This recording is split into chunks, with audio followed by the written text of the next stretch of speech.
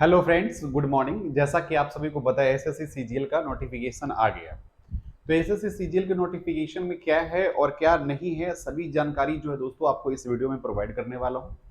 अब देखो, मैं एक चीज तो आपसे पहले ही बोलूंगा, ठीक है, कि एसएससी सीजीएल का जो नोटिफिकेशन आया है तो उसमें बहुत सारे चेंजेस, बहुत सारे नए नए बदलाव आपको देखने को मिलेंगे। बहुत सारे नए बदलाव देखने को मिलेंगे। तो अब क्या क्या बदलाव हुए हैं एसएससी सीजीएल के नोटिफिकेशन में, है ना। मुझे ऐसा लग रहा है कि कुछ न कुछ इसको बैंक की तरफ से, मतलब बैंक के एग्जाम जो होते हैं उसकी तरफ ज्यादा इंक्लाइंड किया गया है। और साथ ही साथ उसमें इंपॉर्टेंस जीके जीएस का डाला गया है, ताकि जैसे आप यूपीएससी का पेपर को तर्ज को समझो कि जीके जीएस क्यों आपको डाला जाता है। जीके जीएस पेपर में इसलिए इंक्लूड किया जाता है ताकि आपको जो बाहरी का इन्वायरमेंट है ना, जो आपके आसपास पड़ोस में जो चल रहा है, आपके जो देश में चल रहा है, आपके कंट्री में चल रहा है, आपके कंट्री से बाहर जो चल रहा है, उस सभी चीजों के बारे में जानकारी हासिल करने की, है ना, एक क्या होता है, प्रयास होता है। तो उसी तर्ज पे ये पूरा जो सिलेबस जो है उसको तैयार किया गया है। अब क्या क्या बदलाव हुए हैं, सबसे पहले तो आपको ये पता होना चाहिए, एसएससी सीजीएल में इस बार जो नोटिफिकेशन आया उसमें लगभग 20,000 वैकेंसी है। 20,000 ये तो टेंटेटिव आपको पहले ही अभी दे दिया है। तो अभी आप मान लीजिए कि लगभग 22 से 23,000 आपकी वैकेंसी जो होगा, जब तक आपको ज्वाइनिंग होते होते आपको ये सारी वैकेंसीज का जो नंबर होगा इतना जरूर पहुंच जाएगा। तो इस पूरी वीडियो में हम क्या जानेंगे, पूरा सिलेबस जो है किस तरह से बदल गया है, कैसे चेंज हो गया, इसके बारे में तो हम जानेंगे ही जानेंगे। साथ ही साथ दोस्तों, ये जो सिलेबस में बदलाव हुआ है, सिलेबस में जो बदलाव हुआ है, मेंस के सिलेबस में जो बदलाव हुआ है या प्री के जो सिलेबस में बदलाव हुआ उसके बारे में जानेंगे।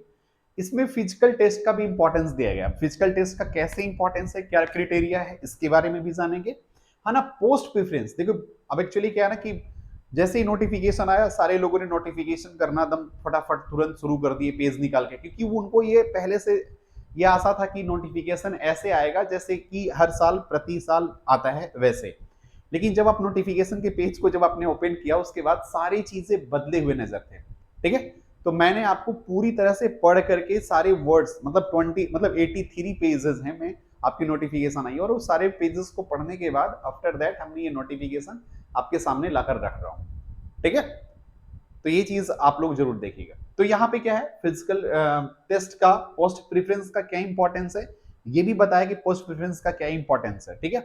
फिर role of computer and typing, और साथ ही साथ दोस्तों जीएस और करंट अफेयर्स की जो वेटेज था वो बहुत ज्यादा बढ़ा दिया गया है, ठीक है। तो अब हम इसको आगे देखते हैं, कंटिन्यू करते हैं। अब एक्चुअली क्या है, अब क्या क्या सारी चीजें हैं वो मैं आपको अभी बताता हूं। अब एक्चुअली क्या है, इसमें कुछ चीजें जो हैं वो मैं आपको बताता हूं। जैसे आप देखिए, सबसे पहले तो मैं आपको ये नोटिफिकेशन दिखाना चाहूंगा कि ये नोटिफिकेशन आया है, ठीक है। तो अब इज इट क्लियरली विजिबल, मुझे लगता है ये विजिबल होगा आप सभी के लिए, ठीक है। तो ये नोटिफिकेशन एसएससी के द्वारा जारी किया गया और ये 17 तारीख को जारी किया गया, ठीक है। अब ये क्या क्या है, क्या क्या नहीं है नोटिस में, ये सभी चीज मैं आपको एक एक करके यहां पे दिखाने वाला हूं। Let's see. तो ये कंबाइंड ग्रेजुएट लेवल 2022, जिसको हम सीजीएल बोलते हैं, ठीक है, जिसे हम लोग क्या बोलते हैं, सीजीएल बोलते हैं, उसी के एग्जामिनेशन के लिए दोस्तों जो चेंजेस आए हैं उसके बारे में हम यहाँ पे बात करेंगे। तो सबसे पहले हम जान दें कि date for submission of online application, तो ये आपको 17 तारीख से लेकर के 8-10 तक आपको फॉर्म भरना है। इसे आप एक बार थोड़ा सा चाहो तो एक बार देख ले सकते हो, कोई दिक्कत नहीं है ना। लास्ट डेट, है ना, फॉर रिसिप्ट ऑफ ऑनलाइन, तो ये लास्ट डेट दोस्तों 8-10, है ना, 11 बजे तक ही है, 12 बजे तक आशा मत कीजिएगा, ठीक है। और ये सारी चीजें जो आपको देखना है। अच्छा, tentative schedule date for type 1 जो एग्जामिनेशन है वो दिसंबर में आपका होने वाला है, ठीक है। ये जो एग्जामिनेशन है वो आपको यहाँ पे दिसंबर में कंडक्ट किया जाएगा, ऐसा पहले से ही बोल दिया गया है। अब आप देखिएगा, यहाँ पे टेंटेटिव शेड्यूल फॉर टाइप 2 जो एग्जाम है उसको क्लेरिफाई किया जाएगा कि कब होगा, इसके बारे में अभी कोई इंफॉर्मेशन नहीं दिया गया है। तो ये तो बात समझ में आ गया। अब देखो क्या क्या चेंजेस हुए ना, वो मैं आपको दिखाना चाहता हूं। ये जो है वो पोस्ट के बारे में है, तो पोस्ट के बारे में चाहो तो एक बार आप नजर डाल लेना कि कौन से पोस्ट, है ना, लेवल क्या होगा, उसका पोस्ट क्या होगा, है ना। लेवल 8 में ये जो पेज से स्केल के बारे में यहाँ पे दिया गया है, तो ये सब आप चाहो तो एक बार आप देख लेना, एक बार नजर डाल लेना। लेकिन मुख्य तौर पे जो जो चेंजेस हुए हैं, जो बदलाव हुए हैं, उसके बारे में हम अभी बात करेंगे। ठीक है, आइए हम इसके बारे में जो भी चेंजेस हुए हैं उसके बारे में हम बात करते हैं। तो ये पोस्ट के बारे में आप चाहो तो एक बार देख लेना, क्योंकि अच्छा देखो पोस्ट को बिना देखे हुए आप कुछ भी नहीं कर सकते हो। आप यहां तक फॉर्म मतलब भर तो सकते हो, लेकिन आपको पता होना चाहिए कि हम किस चीज के लिए तैयारी कर रहे हैं। ठीक है, एक एक चीज बहुत ज्यादा इंपॉर्टेंट है। ये जो पोस्ट दिए गए हैं उन सारे पोस्टों को बहुत अच्छे से देखना आप। ठीक है, जब आप फॉर्म भर रहे होंगे या जब आप फॉर्म को आप निकाल के पोस्ट को आप देखोगे, इसको मैं लास्ट में चर्चा वैसे करूंगा, जिक्र करूंगा इसके बारे में। अब यहां पे दोस्तों, यहां पे क्या किया गया है, देखो क्या कह रहा है यहां पे। नोट टूम पढ़िए, जो मैंने आपको कहा था ना पोस्ट प्रेफरेंस, ये जो अभी आपको जितने भी यहाँ पे पोस्ट के बारे में अभी जिक्र किया गया था, वो पोस्ट क्यों जरूरी है ये जरा समझने की कोशिश कीजिएगा।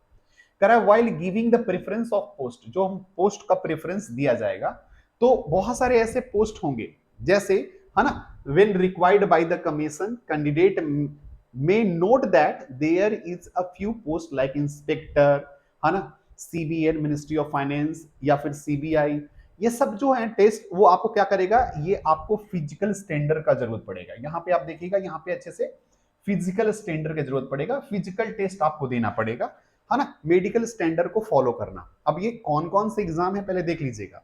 जो भी सब इंस्पेक्टर या इंस्पेक्टर लाइक जॉब होंगे, ठीक है, जैसे आप बोलते हो इनकम टैक्स ऑफिसर, इंस्पेक्टर की जहां पे आएगा, जहां जहां आपको इंस्पेक्टर लगा हुआ है वहां पे आपको क्या है, जैसे सेंट्रल एक्साइज इंस्पेक्टर होगा, है ना, एग्जाम क्या हुआ दोस्तों, फिर आपको यहाँ पे प्रिवेंटिव ऑफिसर में इंस्पेक्टर होगा, इंस्पेक्टर एंड सब इंस्पेक्टर इन सीबीएन हो जाएगा।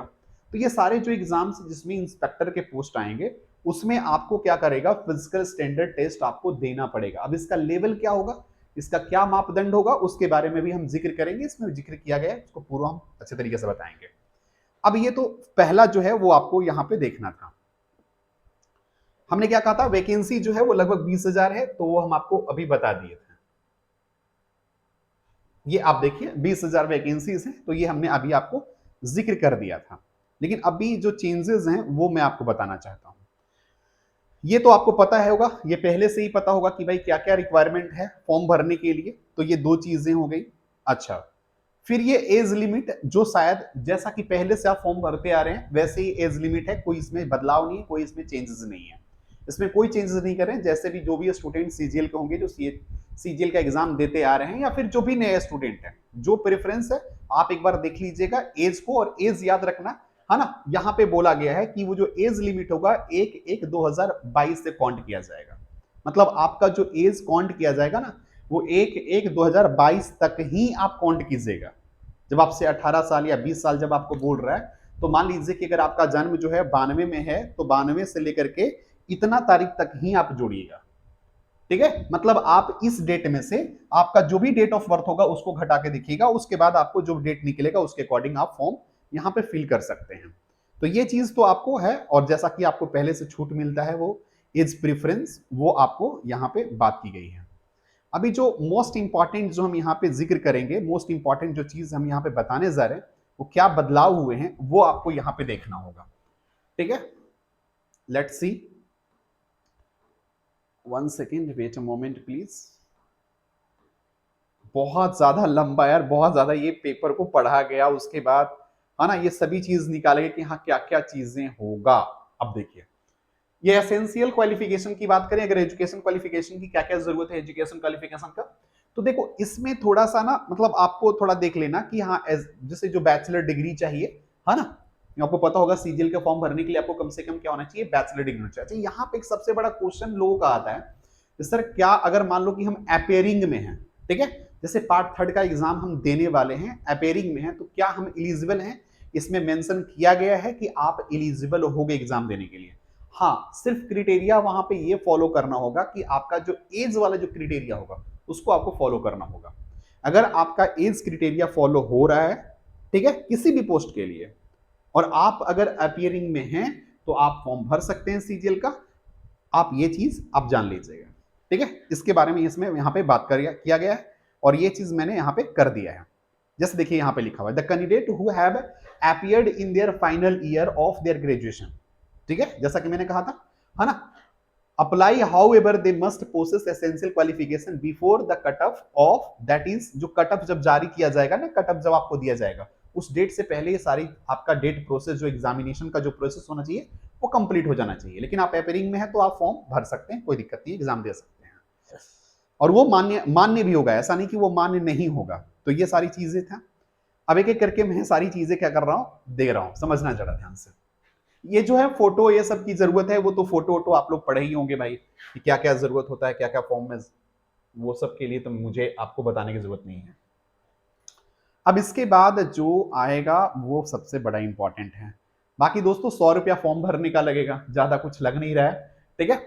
और भी बाकी जो भी बच्चे हैं उनके, लड़की लोग के लिए, गर्ल्स के लिए, सबको तो कुछ लगेगा ही नहीं। अब वो तो हो गया भाई, लेकिन अब भी मैं जो बात करने वाला हूं वो क्या बात करने वाला हूं, हाँ, सेंटर ऑफ एग्जामिनेशन। इसमें यहां पे कहा गया है कि जो एग्जामिनेशन आप सेंटर डालोगे, 3 सेंटर चॉइस रहेगा आपको डालने के लिए, और जो सेंटर डालोगे वो चेंज नहीं कर सकते, अगर आप एक बार डाल दिए तो डाल दिए, ठीक है। तो इस चीज का भी ध्यान रखिएगा आप लोग जब आप फॉर्म भरेंगे तो, ठीक है। ये तो आपको मैं बता दिया। अच्छा, इस बार जो एग्जाम होगा ना, मतलब इस बार मतलब जो है ना वो आपका क्या होगा, है ना, जोन में आपका होगा। मतलब क्या हुआ, आपको जोन बाई जोन आपको दे दिया गया कि इस जोन का, इस जोन का, जैसे पहले भी ऐसे होता था, आप उसके लिए चिंता ना करना है इसके लिए आपको, बट जोन बाई जोन है, आप देख लेना कि जोन बाई जोन यहाँ पे दिया गया है। अब ये सबसे बड़ा ये होता है क्या जो फॉर्म निकलेगा वो जोन बाई जोन निकलेगा या क्या निकलेगा, ऐसा तो होना नहीं चाहिए। वो तो सेंट्रल जॉब है तो वो सोचे, मतलब क्या होना चाहिए, कंबाइन ही आना चाहिए। लेकिन हो सकता है कि सेंट्रल जॉब में क्या होना चाहिए, मतलब कंबाइन तो आना चाहिए, लेकिन हो सकता है कि क्या हो, उसका जो पोस्ट जो होगा, है ना, या फिर जो क्या होगा वैकेंसी होगा, वो हो सकता है डिवाइडेड हो। वो आगे चलकर जब नोटिफिकेशन आएगा तो मैं आपको वो दे दूंगा, ठीक है जी। आगे देखते हैं। हाँ, तो वो मैंने कहा था ना कि 3 सीट मिलेगा, वो आप देख लेना। हाँ, अब जो है ना सबसे मोस्ट इंपॉर्टेंट जो पार्ट जो है वो मैं अभी अभी बताने जा रहा हूँ, सुनना जरा ध्यान से, समझना बढ़िया से। सबसे पहले जो कंप्यूटर बेस्ड एग्जाम होगा टायर 1 और टायर 2 होगा, टायर 1 टायर 2। सबसे पहले ये दोस्तों टायर 1 का जो एग्जाम होगा, ये जो आपका एग्जाम होगा ये क्या होगा, आप याद रखिएगा, मैं आपको यहाँ पे, है ना, ये जो एग्जाम होगा ये, ठीक है। तो ये जो आपका टायर 1 का एग्जाम होगा, ये क्या, शायद आपको नहीं दिख रहा होगा, इज इट क्लियरली विजिबल होगा, मे बी शायद क्लियरली विजिबल, चलिए देखता हूं। तो ये क्या है ना, आपको याद रहना कि भाई ये जो है वो पहले क्या होता था, पहले जो एग्जाम होता था, आप देखिएगा कि प्री अलग होता था, प्री का मार्क्स जो होता था वो मेंस में इंक्लूड होता था। लेकिन इस बार जो टायर 1 होगा जो दोस्तों, उसका मार्क्स जो होगा वो मेंस में इंक्लूड नहीं होगा। ये चीज आप याद रखिएगा। आपका जो बनेगा, आपका जो क्या होगा बनेगा, जो क्या बोलते हैं मेरिट लगेगा, वो सिर्फ आपको क्या हुआ, जो सेकेंड पेपर मतलब टायर 2 आप जो दोगे, है ना, उस पे आपका मेरिट तय किया जाएगा। ये आप थोड़ा सा जानकारी लायक चीज था जो मुझे आपको यहां पे बताना था। अच्छा, अब देखो सबसे बड़ी बात ये देखो, जो यहां पे क्या है, स्कीम फॉर टायर 1 एग्जामिनेशन जैसे था एकदम कोई चेंजेस नहीं हुआ है, ठीक है। आपको अगर सर चेंज नहीं हुआ तो फिर इतनी बड़ी देर से आप चिल्ला रहे थे चेंज हो गया, चेंज हो गया, चेंज हो गया। अब क्या चेंज हो गया मैं अभी आपको थोड़ी देर में बताऊंगा, विद इन 2 मिनट्स, ठीक है। तो जो टायर 1 का जो एग्जामिनेशन था, इसके कुछ सिलेबस में चेंजेस हुए हैं, कुछ सिलेबस इसमें क्या हुआ है, कुछ ऐड किया गया है, ये मैं आपको बताऊंगा सिलेबस में क्या क्या चेंजेस हुए हैं। तो इसमें क्या हुआ, जनरल इंटेलिजेंस, है ना, इंग्लिश, क्वांटिटेटिव एप्टीट्यूड और जनरल अवेयरनेस, और आपका जो क्या है रीजनिंग। तो ये 25-25 क्वेश्चन, 50 मार्क्स के क्वेश्चन होंगे, 1 आवर आपको टाइम दिया जाएगा। ये सारी चीज आपको जैसे कि पहले प्री आप देखते थे वैसे ये प्री पड़ेगा। सबसे बड़ा जो बदलाव हुआ है, ये बदलाव ये हुआ कि ये जो मार्क्स जो आपको लाना है, ये सिर्फ आपको एक कट ऑफ दिया जाएगा। अगर आप उस कट ऑफ से आप क्या हो, आप उस कट ऑफ से आप पार हो, तो इसका मतलब है कि आप मेंस देने लायक हो। मेंस देने लायक हो इसका मतलब यह है कि इसका जो मार्क्स होगा वो आपके जो फाइनल मेरिट लगेगा उसमें इंक्लूड नहीं होगा। ये बात आप लिख लीजिए, ठीक है। तो ये क्या है, इसका मतलब बहुत देखो, इस मतलब ये जो चीज है ना, इसका बहुत ज्यादा ये है कि भाई जैसे बहुत सारे बच्चों का इंग्लिश जैसे बहुत ज्यादा वीक होता था, है ना, तो वो अब सिर्फ एक सेक्शन, एक कट ऑफ आपको मिलेगा कि भाई इस कट ऑफ से मुझे पार कर जाना है, उसके बाद मुझे इससे मतलब नहीं है, इसका कोई मार्क्स इंक्लूड नहीं होने वाला है, ठीक है। तो ये बहुत बड़ा क्या हो गया कि मतलब जो बोझ था ना प्री का, ठीक है, वो बोझ क्या हुआ, खत्म हो गया। आपको सिर्फ यहां से पास करना है और आपको कहां जाना है, मेंस का एग्जाम देना है। तो ये एक बहुत बड़ा चेंज किया गया है इसमें। दूसरी जो चेंजेस हुए हैं वो क्या हुआ ये देखिएगा। हाँ, दूसरी जो चेंजेस दी हुए हैं दोस्तों, अच्छा इसमें जो नेगेटिव मार्क्स होगा वो 0.50 होगा, ठीक है। जो अभी आपको हमने बताया ना, जो प्री का एग्जाम टाइप 1 का एग्जाम होगा, उसमें आपको 0.50 का क्या होगा, है ना, आपका कट ऑफ होगा, क्या बोलते हैं उसको, जो भी है याद रखिएगा।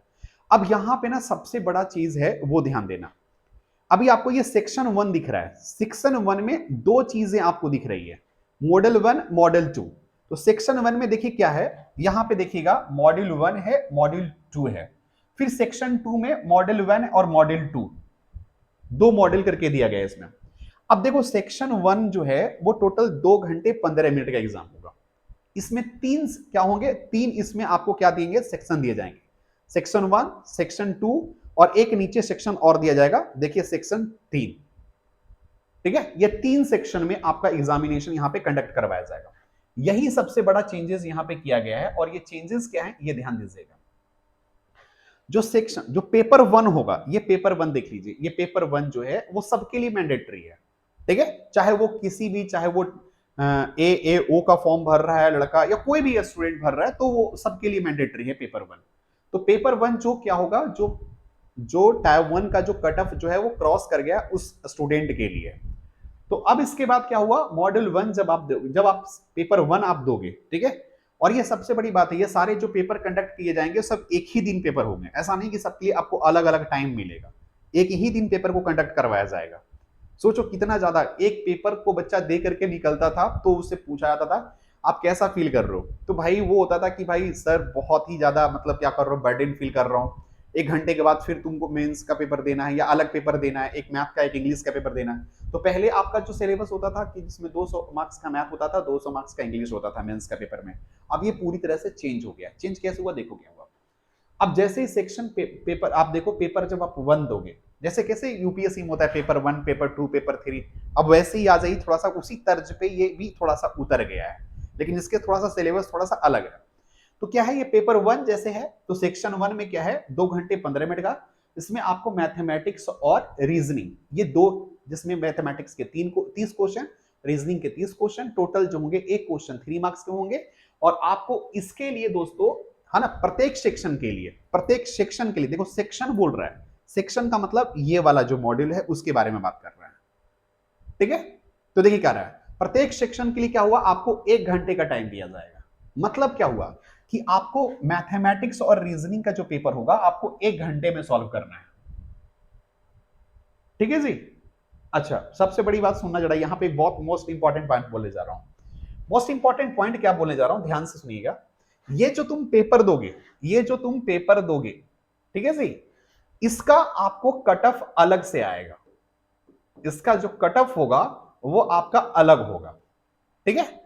और जो आप मॉड्यूल, जैसे आप देखो ये मॉड्यूल 1 हो गया, ठीक है, मॉड्यूल 2 हो गया, इन दोनों को मिला करके एक अलग कट ऑफ दिया जाएगा। अब देखिए मॉड्यूल जो सेक्शन 2 होगा, मतलब सेक्शन 1 का जो क्या होगा, है ना, सेक्शन 1 का कट ऑफ अलग होगा, सेक्शन 2 का कट ऑफ अलग होगा। सेक्शन 2 में क्या है ना, जनरल इंग्लिश है, कंप्रीहेंशन और जनरल अवेयरनेस है। जनरल इंग्लिश से क्वेश्चन 45 है और जनरल अवेयरनेस से क्वेश्चन 25 है। टोटल आपको 70 क्वेश्चन, 70 इंटू 3 210 मार्क्स, ठीक है। अभी आप देखिए कितने मार्क्स हो गए, टोटल 180 मार्क्स यहां हो गए, 210 मार्क्स यहां हो गए, अगर आप इसको जोड़ोगे तो कितना हो गया, 380 मार्क्स। अभी आप यहां पे रुक जाइए, अब ऐसा नहीं कि आपका ये एग्जाम पूरा खत्म हो गया, इसी से आपका कट ऑफ जारी किया जाएगा, नहीं, इससे कट ऑफ जारी आपका नहीं किया जाएगा। अब इसका क्या होगा, इंपॉर्टेंट समझना जरा। अब इसके आगे जब आप बढ़ोगे, देखिए इंग्लिश हो गया और आपका जनरल अवेयरनेस हो गया, ठीक है। अब यहां पे देखिए सेक्शन 3, अभी आपको हमने क्या कहा, सेक्शन 1 का जो कट ऑफ होगा अलग आएगा, सेक्शन 2 का जो कट ऑफ आएगा वो अलग आएगा। सेक्शन 3 जो होगा, सेक्शन 3 के 2 मॉडल्स होंगे, सेक्शन 3 में 2 मॉडल्स होंगे, एक होगा कंप्यूटर नॉलेज मॉडल, दूसरा जो होगा सेक्शन 3 का दूसरा मॉडल जो होगा वो data entry speed test model होगा, ठीक है। इसमें क्या होगा, कंप्यूटर के आपके 20 क्वेश्चन रहेंगे, 3-3 क्वेश्चन, आपको ये 15 मिनट में आपको सॉल्व करना है, ठीक है। और यहां पे दोस्तों ये जो कैंडिडेट्स है ना, ये भी जो मॉडल्स हैं ये प्रत्येक में आपको 20 मिनट इसमें दिया जाएगा, 20 मिनट्स का टाइम इसमें आपको दिया जाएगा, है ना, 20 मिनट्स का टाइम इसमें दिया जाएगा और 20 मिनट्स का टाइम इसमें ही दिया जाएगा। मतलब कंप्यूटर में भी आपको 20 मिनट्स का टाइम मिलेगा और डाटा एंट्री जो स्पीड टेस्ट होगा अर्थात जो टाइपिंग टेस्ट होगा उसमें भी आपको 20 मिनट का टाइम दिया जाएगा। ये बात आप समझ लीजिए पहले बढ़िया से, ठीक है जी। और तो ये कितने मार्क्स के हो गए, ये आपके 60 मार्क्स के हो गए, ठीक है। तो अभी आपने 390 मार्क्स कैलकुलेट किया था, 60 हो गया, लगभग 450 मार्क्स पे आपका क्या होगा, पूरा जो होगा दोस्तों आपका फाइनल मेरिट लगेगा। क्यों, प्री का जो मार्क्स है वो इसमें इंक्लूड नहीं होने वाला है। तो ये बहुत बड़ा बदलाव है जो एसएससी ने इस बार किया है। मतलब उसमें वेटेज क्या कर दिया है ना, इसमें वेटेज आपको देखो टाइपिंग का तो साथ साथ ही खास में कंप्यूटर ऐड कर दिया है, जनरल अवेयरनेस को ऐड कर दिया गया है ना, जनरल अवेयरनेस को ऐड कर दिया गया। ये भी आप देख लीजिए 20 क्वेश्चंस, ठीक है। मैथ जो बहुत ज्यादा स्टूडेंट्स के लिए, बहुत सारे स्टूडेंट्स के लिए हेक्टिक होता था, ऐसा आप बहुत बार सुनते थे कि जो इंजीनियरिंग के स्टूडेंट हैं वो ज्यादा एसएससी में आकर के भर जा रहे हैं, ठीक है, क्योंकि वो इंजीनियरिंग के स्टूडेंट्स का मैथ बहुत अच्छा होता था, ठीक है। तो अब जो है ना उसको इक्विवेलेंट किया जा रहा है कि भाई चलो ठीक है, अब रीजनिंग को भी उतना वेटेज दिया जा रहा है, ठीक है। साथ ही साथ यहाँ पे इंग्लिश को देखो 45 मार्क्स के क्वेश्चंस, यहाँ पे कुछ चीजें बदली हैं, सिलेबस में कुछ बदलाव भी हुआ है। सिलेबस में क्या क्या बदलाव हुआ है वो भी मैं आपको यहाँ पे डिस्कस करने वाला हूँ, ठीक है। तो ये सारी चीजें हैं जो आप यहाँ पे देख सकते हैं, ठीक है जी। बाकी जो पेपर 2 और पेपर 3 जो होगा, पेपर 1 याद रखिए सबके लिए मैंडेटरी है, पेपर 1 जो है सबके लिए मैंडेटरी है। पेपर 2 और पेपर 3 वो स्टूडेंट देंगे जो क्या होंगे, वो AAO का जो पेपर देते हैं उनके लिए है। मतलब जो जनरल जो सीजीएल के स्टूडेंट्स फॉर्म भरते हैं, मतलब जो जनरल ग्रेजुएट होते हैं, ठीक है, जिनका पेपर इकोनॉमिक्स या स्टैटिक्स नहीं होता है ना, तो वो सिर्फ पेपर 1 देंगे और पेपर 1 से ही उनका क्या किया जाएगा, उनका मेरिट तय किया जाएगा। इस बात को आप समझ लीजिए, पेपर 1 से ही उनका मेरिट तय किया जाएगा। ये जो पेपर 1 है, पेपर 1 में 3 सेक्शन, 1 सेक्शन, 2 सेक्शन और 3 सेक्शन, यही 3 सेक्शन से आपका मेरिट तय किया जाएगा, ठीक है। ये तो सबसे बड़ा बदलाव हुआ। अच्छा, जैसे मैंने कहा पेपर कंपलसरी जो है 1 जो है कंपलसरी है, पेपर 2 और पेपर 3 उन स्टूडेंट्स के लिए है जो AAO का फॉर्म भर रहे हैं या फिर जो स्टैटिक्स या प्रोग्रामिंग इंप्लीमेंट जो कर रहे हैं उनके लिए है। पेपर 2 और पेपर 3 तो उनके लिए छोड़ दीजिए भैया, जिनके लिए है वो समझ जाएंगे, ठीक है। सेक्शन 1 आपको समझ में आया, मैथमेटिक्स और रीजनिंग, ठीक है। ये टोटल इसका जो होगा याद रखिएगा, मैं आपको बार बार बोल रहा हूं, है ना, इसका जो कट ऑफ होगा, इसका जो कट ऑफ होगा वो अलग आएगा, ठीक है। इसका जो, अच्छा ये सेक्शनल होगा, ये भी आप मान लीजिए, टाइम भी आपके लिए लिमिट रहेगा कि इतना टाइम में आपको इस सारे क्वेश्चंस को सॉल्व करना है। साथ ही साथ आपका इसका कट ऑफ अलग आएगा, इसके लिए भी टाइम आपको अलग दिया जाएगा। जैसे इसके लिए 1 आवर है, इसके लिए भी 1 आवर है और इसके लिए दोस्तों आपको 15 मिनट का टाइम दिया गया है। ये चीज आप यहां पे याद रखिएगा। अब आगे देखिए क्या है क्या नहीं है। तो ये सारी चीजें मैंने आपको यहाँ पे इंक्लूड कर दिया है, बता दिया है। चाहे 2 का पेपर जो है वो सारी चीजें हिंदी इंग्लिश दोनों में होगा, ये तो बात सही है भाई, इसमें कुछ होना ही नहीं है। अच्छा हाँ, एक निगेटिव मार्क्स जो है ना, याद रखिएगा, निगेटिव मार्क्स जो है वो पेपर 1 में जो होगा वो 1 मार्क्स का होगा, 1 मार्क्स का निगेटिव मार्क्स होगा, ये चीज आप याद रखिएगा। बाकी आपको मैं ये कहा, जो डेस्क का पेपर है वो कहा जा रहा है, उसके बारे में कहा जा रहा है, उसके लिए आपको 15 मिनट, जो टाइपिंग वाला टेस्ट होगा ना उसके लिए आपको 15 मिनट का टाइम दिया जाएगा, ठीक है, वो चीज हो गया। तो आप समझ लीजिए कि बहुत ज्यादा चीजें हैं जो बदल गई हैं, ठीक है। अच्छा, यहां पे आपको एक चीज और मैं बताऊंगा, while sortalizing the candidate for the post whether either computer proficiency is described, है ना, mention where the desk is prescribed। हाँ,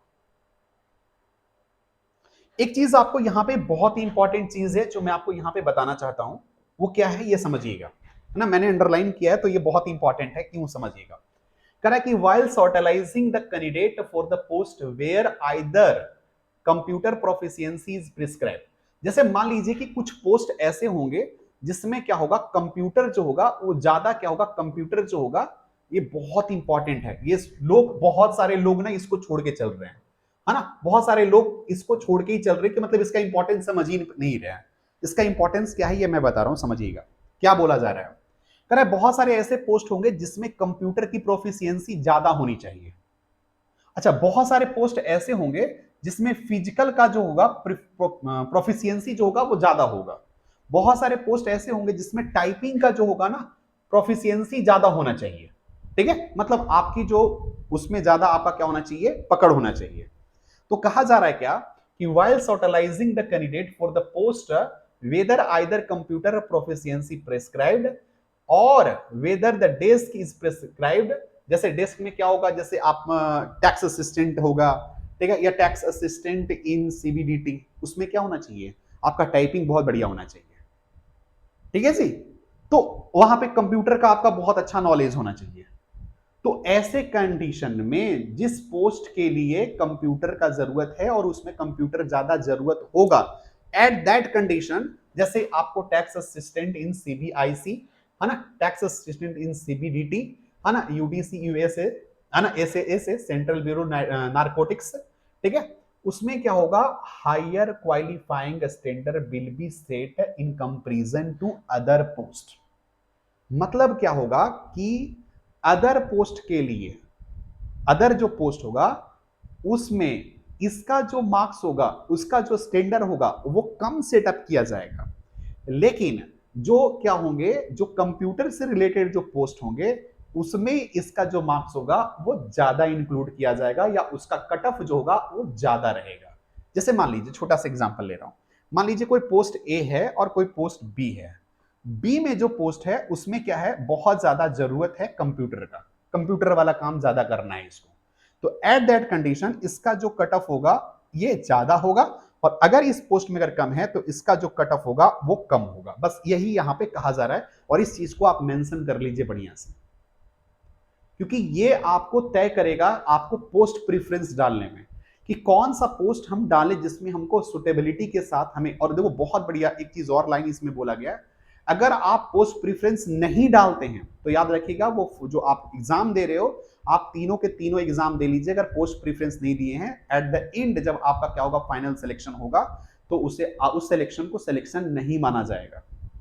ये बात आप लाइन लिख करके रख दीजिए। मैंने क्या कहा, अगर आप पोस्ट प्रेफरेंस आप नहीं डालते हैं, ठीक है, पोस्ट प्रेफरेंस आपने नहीं डाला है, ठीक है, तो जो फाइनल सिलेक्शन होगा, फाइनल सिलेक्शन में आपका पोस्ट चेक किया जाएगा कि आप कौन से पोस्ट के लिए सुटेबल हैं, ठीक है।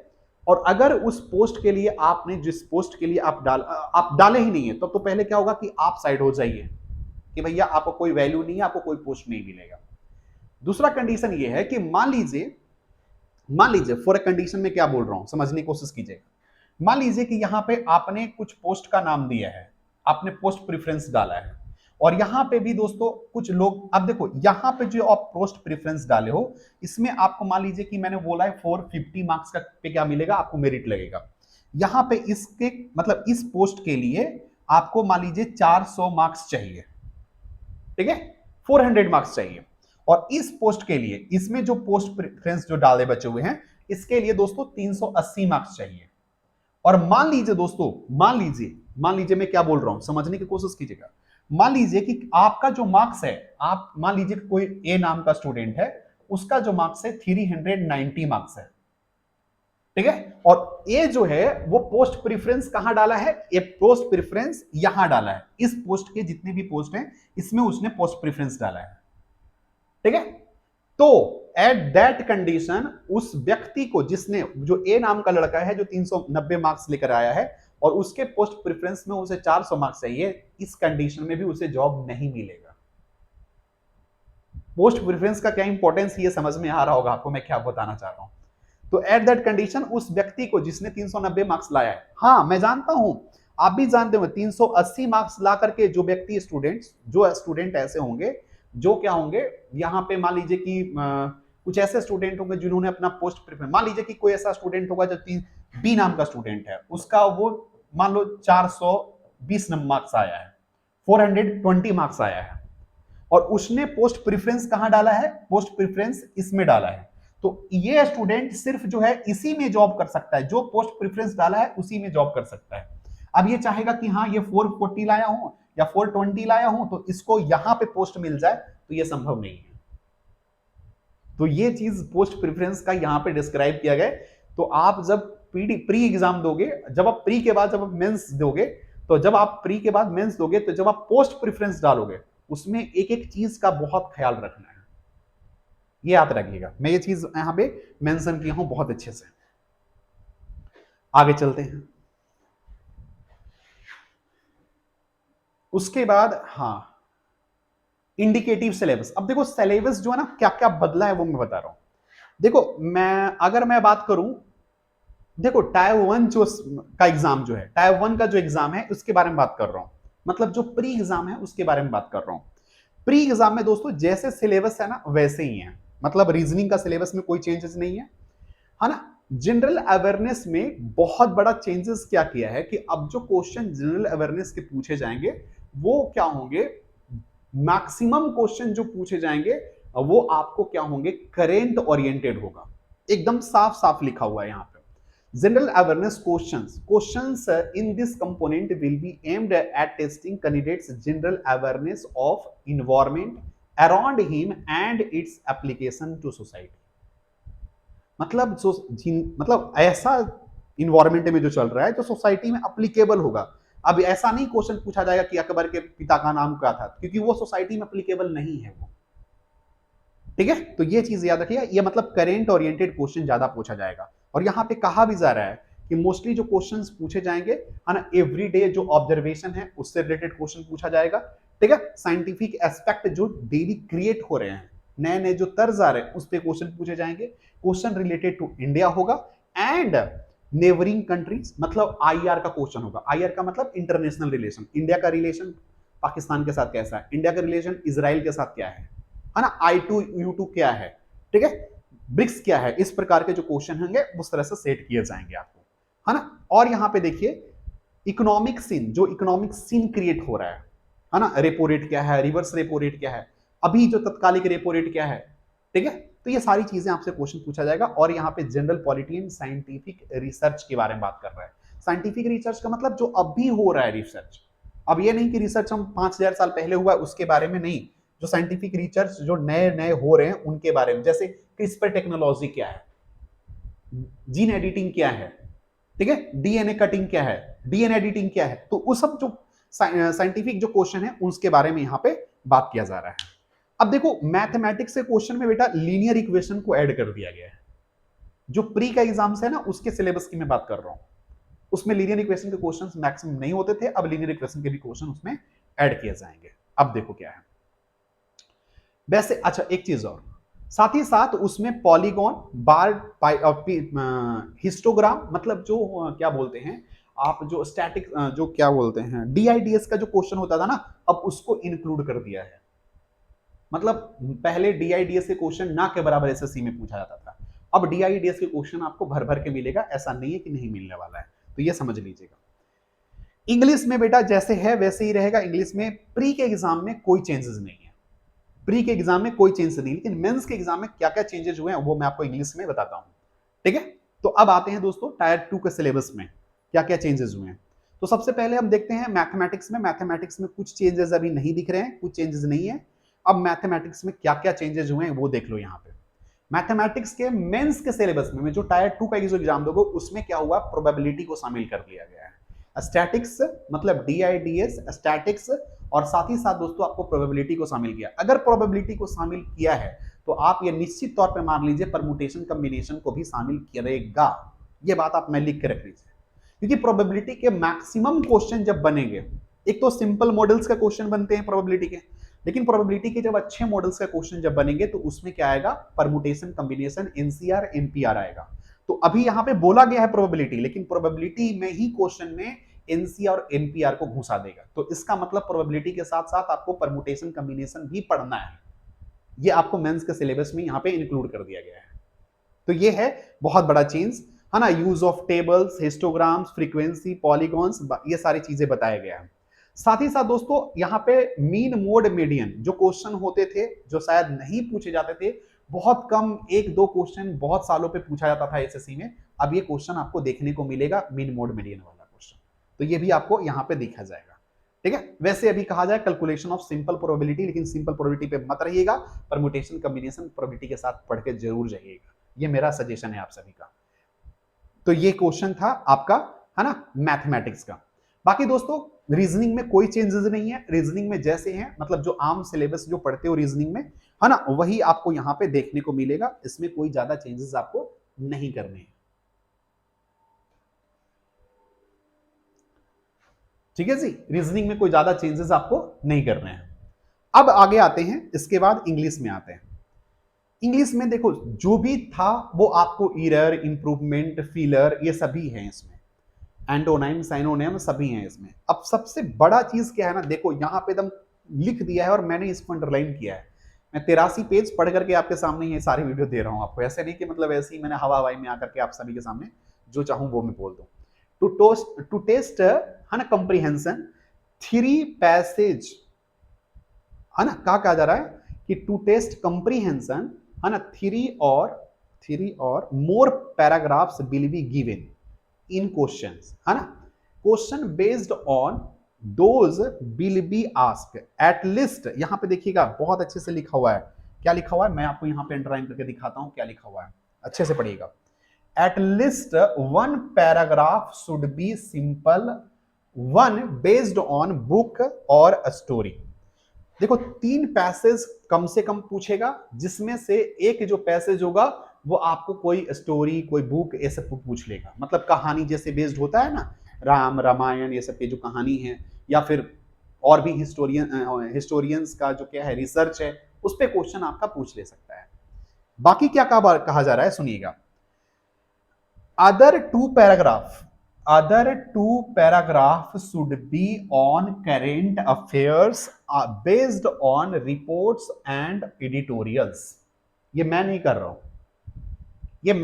हूं, देख लो पहले, मैं ये झूठ नहीं बोल रहा हूं मेरे भाई, ठीक है।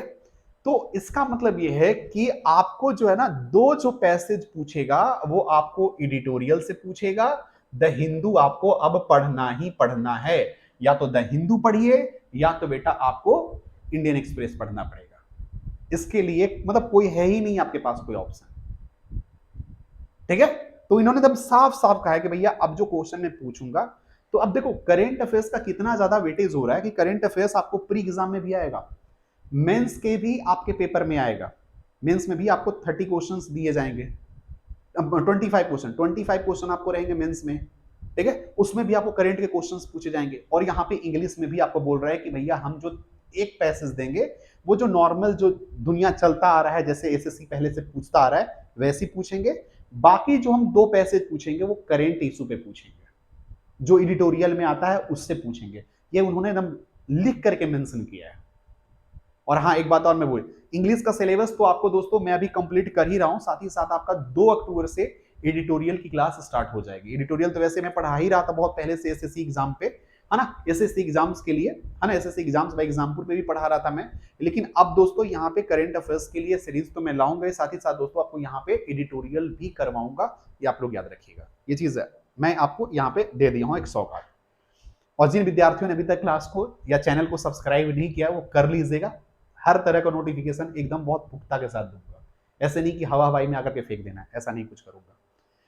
हाँ जी, अब यहाँ पे देखिए क्या बोल रहा है कि क्वेश्चन जो मॉडल्स होंगे वो पेपर 2 के लिए बोल रहा है दोस्तों। यहाँ पे भी देखिएगा करेंट इवेंट्स, जो साइंटिफिक रिसर्च है ना, ज्योग्राफी, कल्चर, ये सारे पे क्वेश्चन पूछे जाएंगे पेपर 1 में, है ना। जो क्या बोलते हैं आपका जीएस का पेपर होगा। कंप्यूटर का लिए क्या क्या, कंप्यूटर के लिए क्या क्या होगा ये भी आप देख लीजिएगा, है ना। Organization of computer, general processing unit, है ना, जिसको सीपीयू बोलते हो, input output device, computer memory, memory organization, backup device, ports, है ना, विंडोज एक्सपोर्टर, कीबोर्ड्स, सॉफ्टवेयर से related, working with internet and emails, इससे रिलेटेड क्वेश्चंस आपसे पूछे जाएंगे। ये सारे टॉपिक हैं जिसमें आपको कवर करना पड़ेगा, इसमें आपको कोई दो मत नहीं है।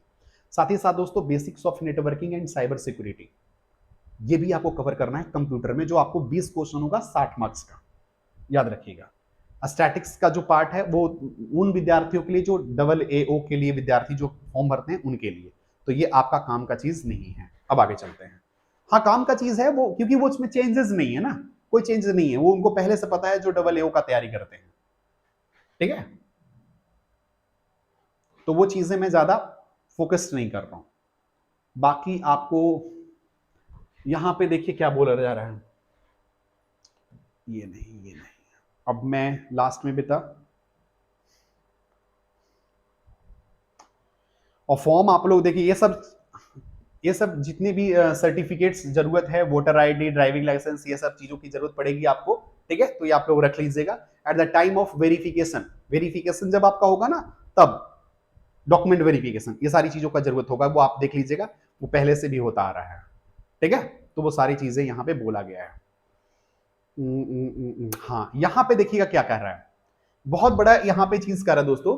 While giving preference of post, post का जब आप प्रेफरेंस देंगे डिपार्टमेंट ऑनलाइन, जब ये चीज आप ऑनलाइन ही देंगे, the candidate may note that following post have a specific requirement of physical standard, physical test and medical standard.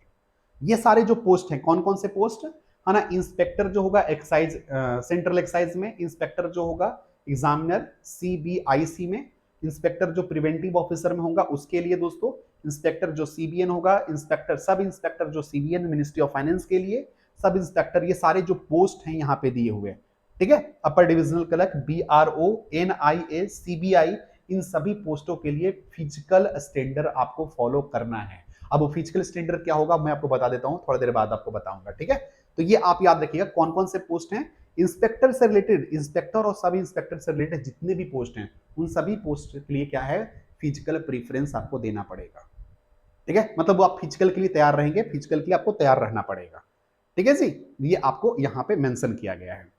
हाँ देखो यहाँ पे लिखा हुआ है, देखो यहाँ पे जो मैंने पहले बोला था ना कि अब जो फाइनल सिलेक्शन जो होगा, फाइनल सिलेक्शन, तो वो फाइनल सिलेक्शन वो तभी होगा, यहाँ पे लिखा हुआ है, if a candidate fail in such test his candidature will not be subsequently considered for any other post department.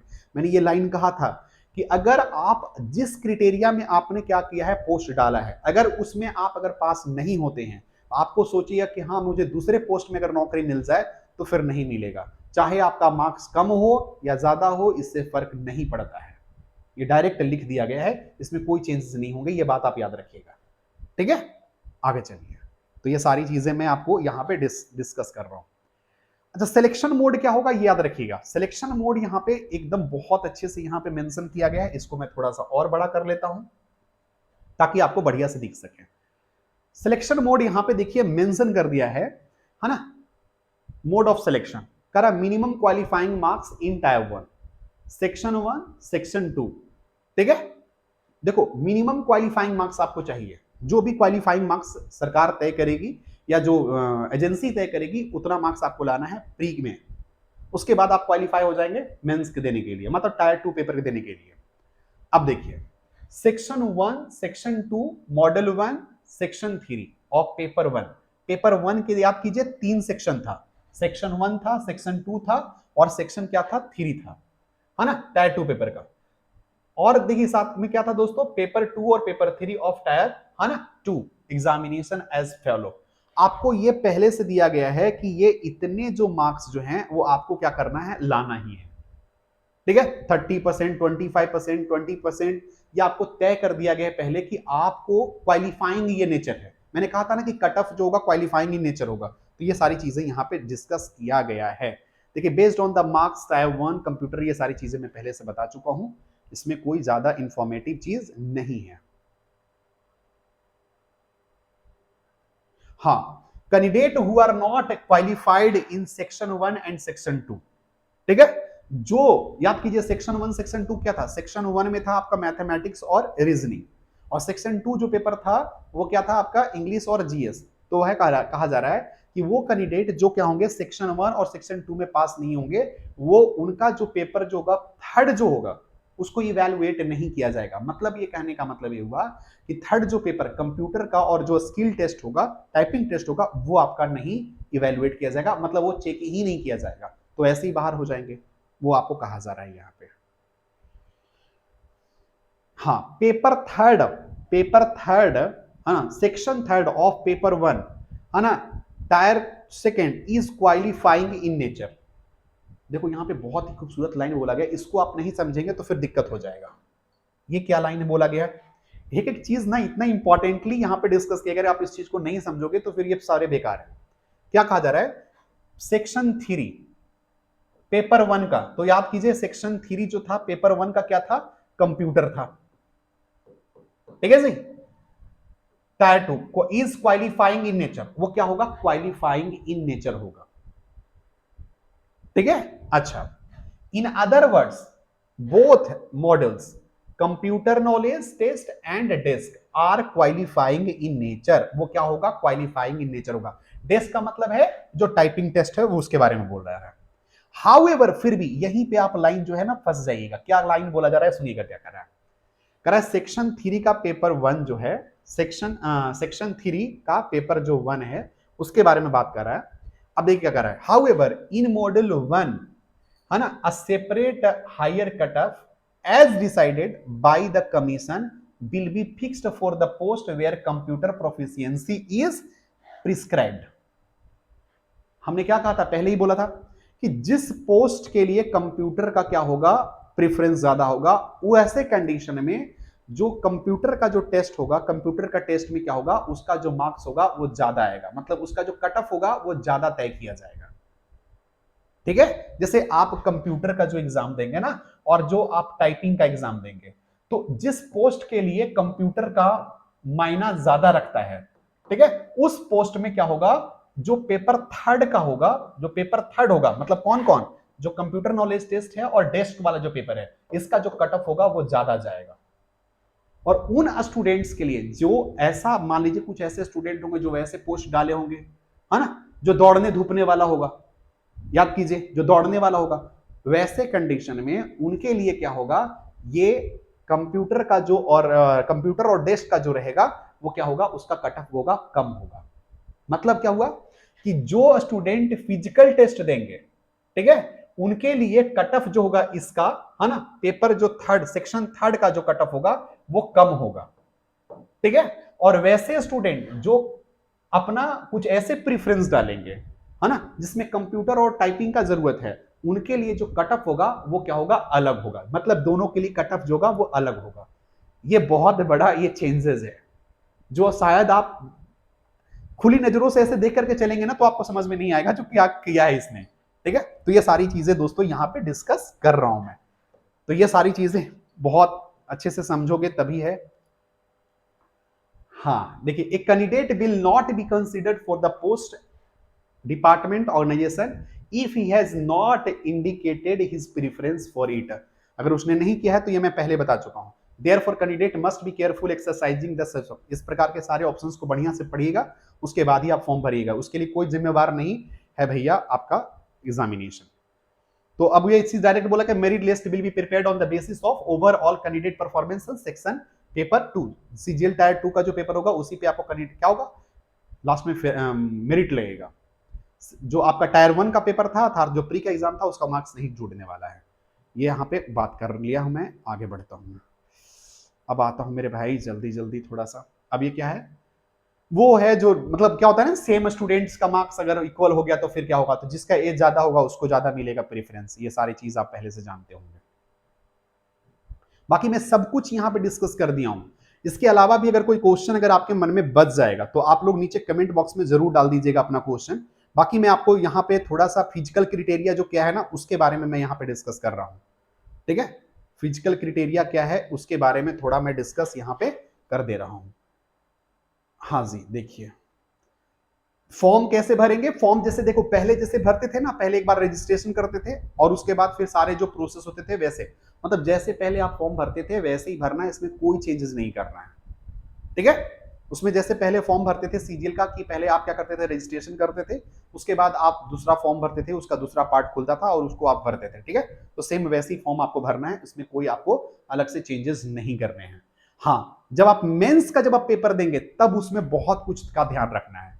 Paper 1 को देने के लिए ज्यादा ध्यान नहीं देना है, मतलब टायर 1 के पेपर को देने के लिए, मतलब प्री एग्जाम देने के लिए ज्यादा आपको सोचना नहीं है, लेकिन पेपर 2 को देने के लिए बहुत कुछ सोच सोच के, मतलब फूक फूक करके आपको पैर कदम आगे बढ़ाना पड़ेगा, है ना। ये चीज आपको मैं बता देता हूं, ठीक है। हाँ, एक चीज और यहाँ पे कह रहा है, if you are again conscious that the name, कुछ भी चेंज करना होगा 14 दिन के अंदर आप चेंज कर लीजिए। जो बेसिक इंफॉर्मेशन जो रजिस्ट्रेशन प्रोसेस किए हैं उसमें अगर आपने कंप्लीट नहीं किया है तो 14 दिन के अंदर आपने क्या करना, डाटा को आप बढ़िया से कर लेना, सही कर लेना। वो सारी चीजें यहाँ पे मेंशन कर दिया हूँ। इसी प्रकार का जो फॉर्मेट होगा, जो फॉर्म भरने का जैसे आप लोग भरते हो, लास्ट में सेव कर दोगे और सेव करने के बाद वो सारी चीजें आप कर लोगे। तो ये सारी चीजें मैं पहले से यहाँ पे देख लिया हूँ, कर लिया हूँ, ठीक है, वो आप देख लेना। अब आगे देखिएगा, पार्ट 2 जो है वैसे भरिएगा जैसे भरना है ना, सिग्नेचर चाहिए बढ़िया से, है ना। और लास्ट में दोस्तों एक चीज मैं आपको यहां पे बोलूंगा कि रीसेंट फोटो चाहिए, यानी कि भाई 10 साल पहले का फोटो है वो लगा दीजिएगा। यहां पे डायरेक्ट मेंशन कर दिया गया है कि 3 मंथ्स पुराना होना चाहिए, ज्यादा से ज्यादा, इससे ज्यादा पुराना नहीं होना चाहिए। तो थोड़ा सा आप लोग ध्यान दीजिएगा इस चीज पे, ठीक है, क्योंकि बहुत बार क्या होगा, डायरेक्ट इसमें लिख दिया गया है, अगर थोड़ा भी कुछ खराब रहेगा फोटो सिग्नेचर तो उस डायरेक्ट, है ना, उसके रजिस्ट्रेशन को या उसके जो फॉर्म है उसी को रिजेक्ट कर दिया जाएगा। यहाँ पे लिखा हुआ है, तो ये सारी चीजें मैं बता रहा हूँ आपको, ठीक है। आप चाहो तो देख सकना, पढ़ लेना अगर आगे आपको पढ़ना होगा तो। बाकी ये कैसे कैसे सेकंड वाला फॉर्म भरेगा उसके बारे में यहाँ पे दिया गया है। लास्ट में मैं आपको एक छोटा सा इंफॉर्मेशन जो है वो आपको और बचा हुआ है, तो वो मैं आपको दे देता हूँ यहाँ पे। वो क्या है, फिजिकल क्राइटेरिया को मैं बताना चाहता हूं यार, ये बहुत नीचे चला गया फिजिकल क्राइटेरिया।